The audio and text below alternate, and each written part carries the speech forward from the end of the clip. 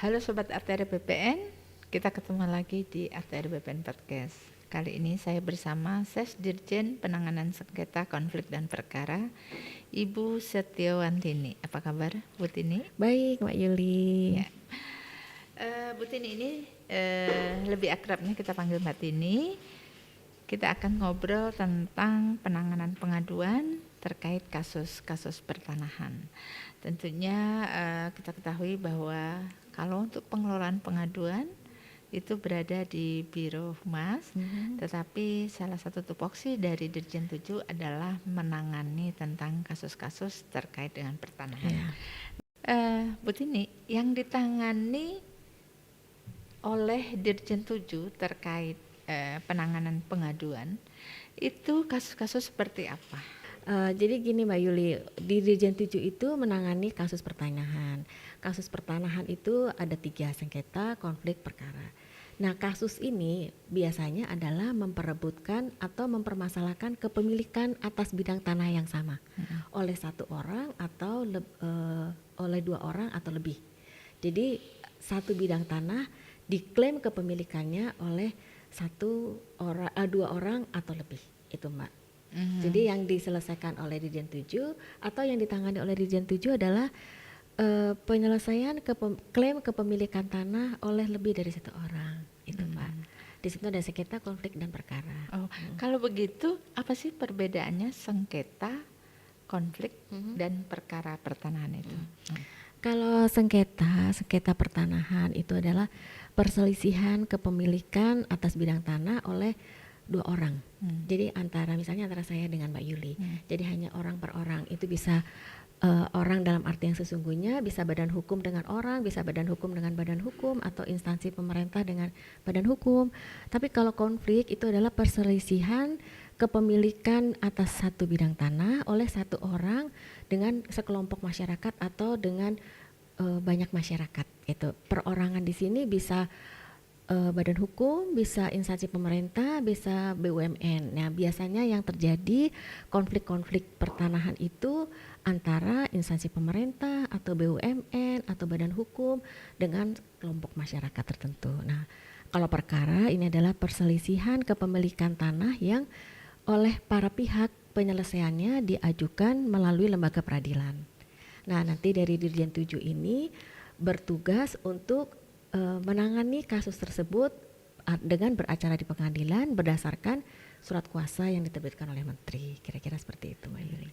Kalau masyarakat ingin mengajukan pengaduan terkait dengan masalah kasus-kasus pertanahan, itu ada syaratnya nggak, Mbak Tini? Nah, ini sesuai regulasi kita ya Mbak Yuli. Kalau dulu itu kita tidak membuat persyaratan terhadap masyarakat yang mengajukan pengaduan kasus.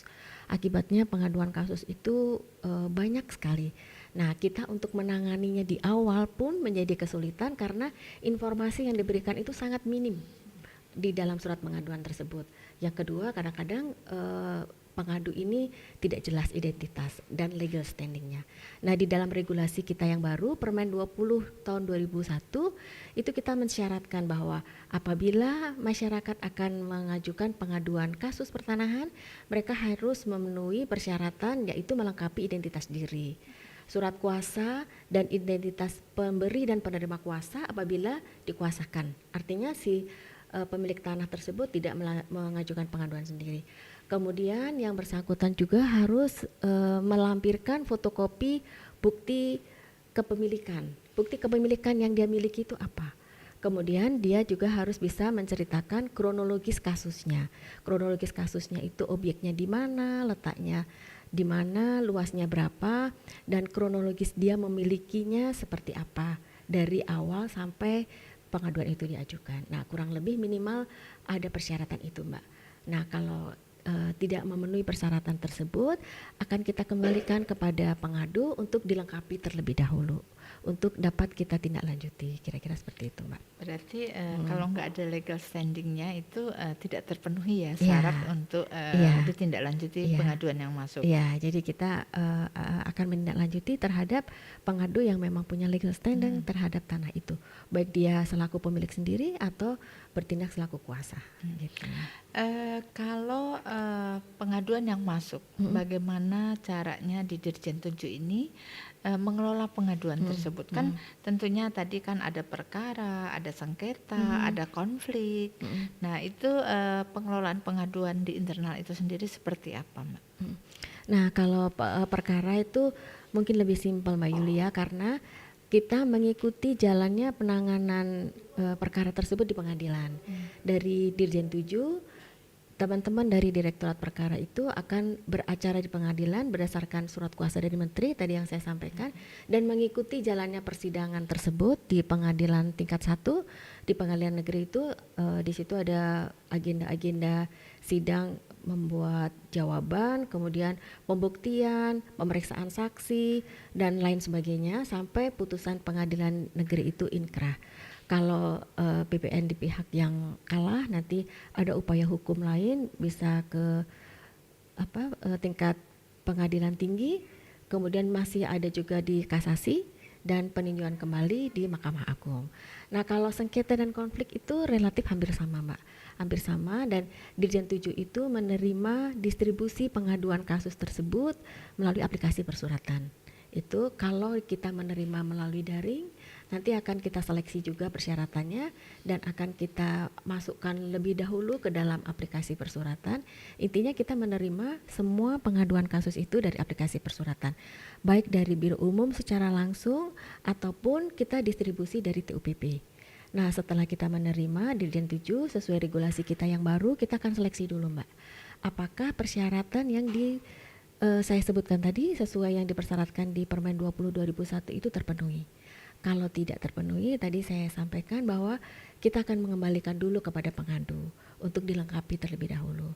Kalau persyaratan itu sudah terpenuhi, persyaratan minimal tadi sudah terpenuhi, kita akan masukkan ke dalam aplikasi SKP yang kita namakan aplikasi Justisia. Nah, di dalam aplikasi Justisia itu atau melalui aplikasi ini akan kita distribusikan ke Direktorat Sengketa atau Direktorat Konflik yang mempunyai kewenangan untuk menangani kasus tersebut. Nah, selanjutnya proses penanganannya itu akan diupdate di dalam aplikasi tersebut by profile. Jadi setiap tahapan proses penanganan oleh masing-masing profil itu harus dan wajib diinput di dalam aplikasi SKP. Begitu, Mbak. Jadi nanti kita akan dapat memonitor perkembangan penanganan kasusnya tersebut melalui aplikasi. Khususnya ini konsumsi memonitor ini masih di internal kita ya, Mbak ya. Jadi mungkin pimpinan baik itu Pak Menteri, Pak Dirjen maupun Pak Direktur itu bisa melihat progres penanganan kasusnya tersebut by aplikasi tersebut. Itu, Mbak. Mbak Tini, ini kan begitu panjangnya ya proses dalam rangka menyelesaikan satu kasus. Kalau kita boleh tahu, itu berapa lama sih rata-rata menyelesaikan satu kasus yang ada, baik sengketa, konflik atau pertanahan? Apakah ada SOP-nya ya, Mbak? Ya, jadi kita sedang menyiapkan draft SOP untuk lamanya jangka waktu penanganan kasus. Penanganan kasus ini kita bedakan sesuai klasifikasi, ada sedang, berat, dan ringan. Kalau ringan itu diharapkan dalam waktu 17 hari sejak gelar awal atau sejak ditangani oleh direktorat yang punya kewenangan untuk menangani tersebut, kurang lebih diharapkan 17 hari itu sudah keluar jawabannya. Kalau yang kasus sedang itu kurang lebih 48 hari atau paling tidak 42 hari. Nah, kalau kasus berat ini yang memerlukan waktu lebih lama itu minimal bisa sampai 82 hari kerja, Mbak. Karena untuk kasus-kasus yang berat itu yang punya permasalahan yang lebih kompleks, itu tentunya kita memerlukan tahapan penanganan yang menjadi lebih panjang karena kita perlu juga berkoordinasi dengan instansi lain. Di samping kita mungkin akan menjadi beberapa kali kita melakukan penelitian untuk mengumpulkan data yang lebih komprehensif untuk mengambil suatu keputusan gitu. Mbak Tini, tadi kan banyak sekali proses yang harus dilewati untuk menangani satu kasus. Nah, terhadap beberapa proses yang ditangani itu, apakah terinfo oleh masyarakat? Bagaimana caranya masyarakat mengetahui bahwa prosesnya sudah sampai di mana? Ya, oke Mbak Yuli. Sementara ini yang kita lakukan sesuai permen kita yang baru juga ya Mbak Yuli ya. Nah tadi setelah Sesdijen itu mengklasifikasi atau menyeleksi terhadap kasus-kasus yang sudah memenuhi persyaratan, kemudian kita distribusi ke Direktorat Teknis yang menangani, itu kami dari Sesdijen akan menyurati ke pihak pengadu bahwa pengaduan saudara sudah kami terima dan diteruskan ke Direktorat Sengketa atau Direktorat Konflik untuk ditangani lebih lanjut. Nah, paling tidak terinformasi di situ, Mbak. Nah, selanjutnya di Direktorat Sengketa atau di Direktorat Konflik itu ada tahapan penanganan yang kedua ya. Yang pertama itu pengkajian, kemudian yang kedua itu gelar awal. Di gelar awal ini adalah langkah untuk menentukan lebih lanjut terhadap penanganan kasus tersebut. Ada 4 alternatif penyelesaian atau tindak lanjut dari gelar awal tersebut. Yang pertama akan disurati kepada pengadu, artinya dari direktorat itu langsung bisa menjawab pengaduan masyarakat tersebut. Yang kedua bisa juga akan diteruskan ke Kanwil atau Kanta untuk meminta kelengkapan data pendukung yang diperlukan. Yang ketiga mungkin saja pengaduan tersebut ternyata kewenangan instansi lain. Misalnya Mbak, kewenangan mengenai masalah kawasan hutan. Nah, nanti akan kita teruskan ke Kementerian Lingkungan Hidup. Nah, yang terakhir ini mungkin ini akan ditangani lebih lanjut. Mereka akan menyiapkan kertas kerja penelitian dan surat tugas penelitian untuk melakukan tahapan penanganan lebih lanjut. Nah, di gelar awal ini juga akan diinformasikan kepada pengadu bahwa pengaduan saudara sudah diterima oleh Direktorat titik-titik ya sengketa atau konflik dan sudah ditangani di gelar awal. Selanjutnya akan ditangani lebih lanjut dengan tahapan penanganan selanjutnya. Baru itu yang bisa kita informasikan kepada masyarakat, Mbak. Nah, di dalam penanganan kasus itu ada beberapa tahapan yang tadi saya sebutkan. Pertama adalah pengkajian, yang kedua gelar awal, kemudian ada penelitian, ekspos hasil penelitian, kemudian ada rapat koordinasi, ada gelar akhir, baru diambil suatu keputusan penyelesaian. Nah, kedepannya sebenarnya saya berharap tahapan-tahapan itu paling tidak bisa diketahui atau diakses informasinya oleh masyarakat, gitu Mbak. Okay.